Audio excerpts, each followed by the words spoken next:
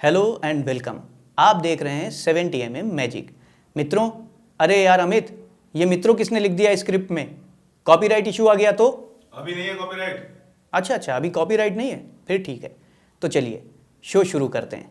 वर्तमान सरकार जब खुद विपक्ष में थी तो उसने सरकार की नींदें उड़ा दी थी, फिर चाहे मुद्दा बेरोजगारी का हो, भ्रष्टाचार का हो या हो पेट्रोल के दाम का। लोगों को कितना लूटोगे? बार बार करीबन 17 से 18 बार प्रधानमंत्री के कार्यालय ने और कांग्रेस की सरकार ने पेट्रोल और डीजल के दाम क्यों बढ़ाए हैं?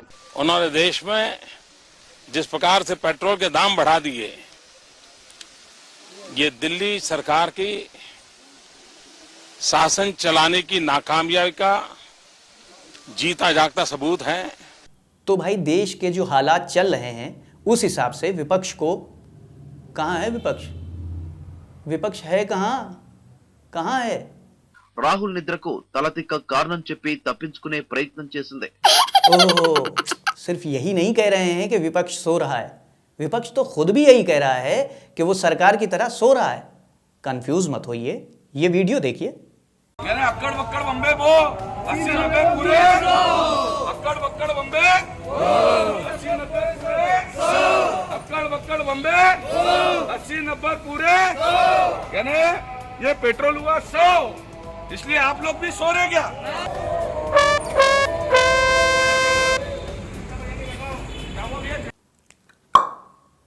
अल्ले अल्ले अल्ले अल्ले, इतना बड़ा प्रोटेस्ट, कमाल है साहब। वर्ल्ड कप की तैयारी करनी है और ये खेल रहे हैं गली क्रिकेट। उधर पेट्रोल सेंचुरी पार। अब की बार मोदी सरकार।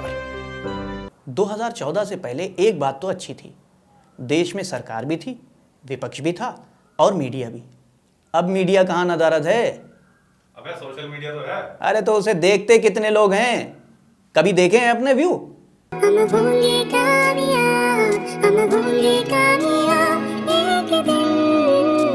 कल तो अमित ने कमाल कर दिया, केक लेके आ गए। मैंने पूछा भाई किस खुशी में? तो कहने लगे अरे यार पेट्रोल के दाम और हमारे व्यूज दोनों 100 के पार। अरे यार कम से कम 500 व्यूज तो हो जाने देते। वैसे 1000 व्यूज पे केक मैं भी कटवा दूंगा। हाँ, तो हम बात कर रहे थे मस्टर्ड ऑयल की। मस्टर्ड ऑयल की नहीं यार, कोकोनट ऑयल की। अरे नहीं यार, कोकोनट ऑयल नहीं, वो क्रूड ऑयल की। हालांकि देश में तेल सभी बहुत महंगे हो गए हैं, फिर वो चाहे खाने के हों, लगाने के हों या चलाने के।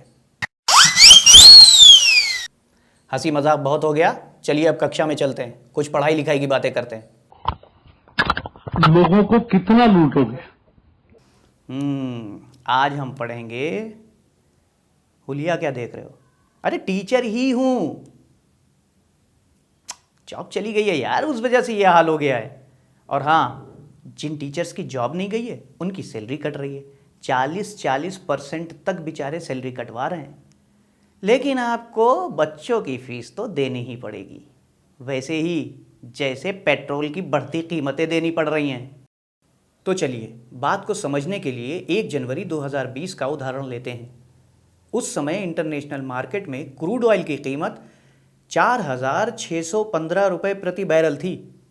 एक बैरल में 159 लीटर होते हैं।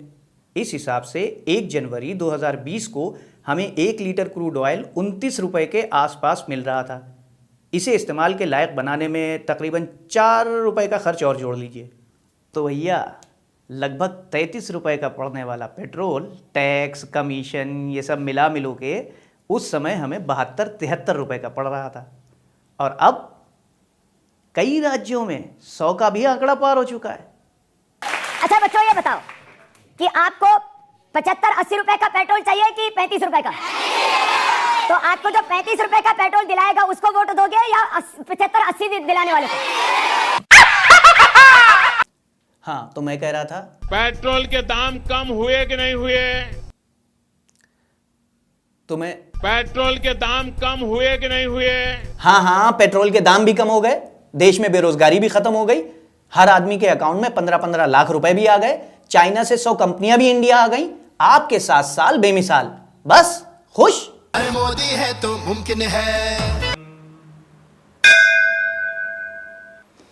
हाँ, तो मुझ जैसे नासमझ इंसान को यह बात समझ में आ गई है कि देशवासियों को मूलभूत सुविधाओं की आवश्यकता है, ना कि सेंट्रल विस्टा की। अब देखना है कि हमारे राष्ट्र निर्माताओं को यह बात कब समझ में आती है। आपको क्या समझ में आया, कमेंट में बताइए ना। और हाँ, वीडियो पसंद आया हो तो यार प्लीज़ लाइक कर दो, शेयर कर दो अपने दोस्तों के साथ, और सबसे पहले हमारे चैनल को सब्सक्राइब करो।